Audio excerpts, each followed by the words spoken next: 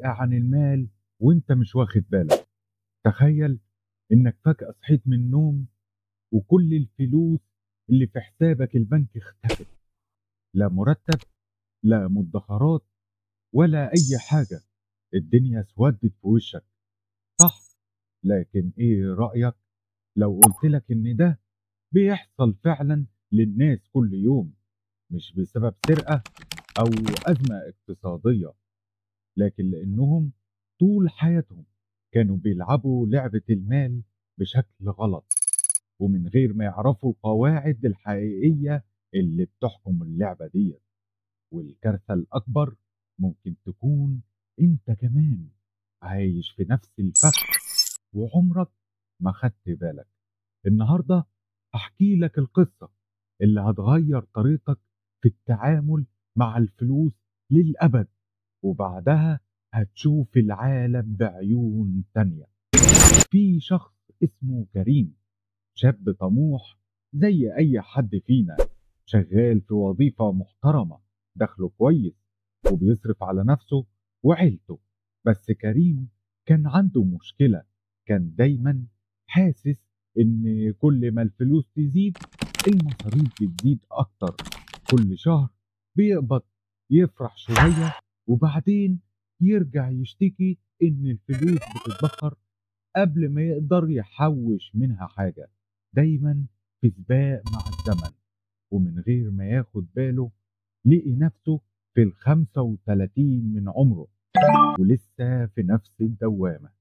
وفي يوم من الأيام قابل شخص غير له حياته تماما. كريم كان في يوم من الأيام بيحضر مؤتمر عن المال، وهناك اتعرف على مليونير عظيم جدا، واتكلم مع المليونير المعروف ده. فسأله سؤال بسيط جدا: انت شغال بقالك اكتر من 10 سنين، هل النهاردة لو بطلت شغل تقدر تعيش بنفس مستواك لمدة سنة واحدة؟ كريم ضحك وقال: مستحيل، لو بطلت شغل مش هلاقي فلوس ادفع حتى ايجار الشهر اللي جاي. المليونير بصله وضحك وقال: يبقى انت مش غني، انت عبد للفلوس، والفلوس اللي بتكسبها مش بتاعتك اصلا. هنا كريم حس بالصدمة: ازاي فلوسي مش بتاعتي؟ وازاي وانا شغال كل يوم ولسه مش قادر اعيش براحة ولا بحرية؟ المليونير قال له: الغني الحقيقي مش اللي بيكسب فلوس اكتر، الغني هو اللي عنده مصدر دخل مستمر حتى لو بطل شغل.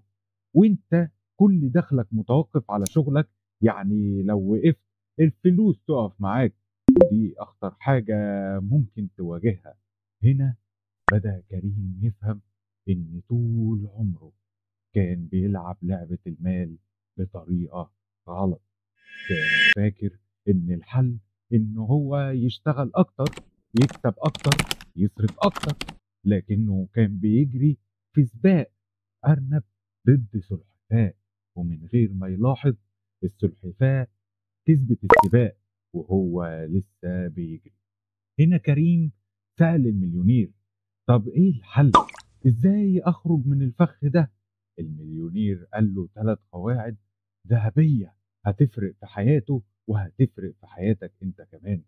اي فلوس تكسبها لازم جزء منها يشتغل بدالك، يعني بدل ما تصرف كل حاجة استثمر في حاجة تجيب لك دخل سلبي، زي الأسهم أو العقارات أو مشروع جانبي أو أي حاجة أو مشروع خاص بالأونلاين، زي فكرة قناة أو تقدم كصانع محتوى أو حاجة زي التجارة الإلكترونية أو أي من الحاجات ديت اللي تقدر تبرز فيها مهاراتك وتقدر تخلي الفلوس هي اللي تشتغل عشانك.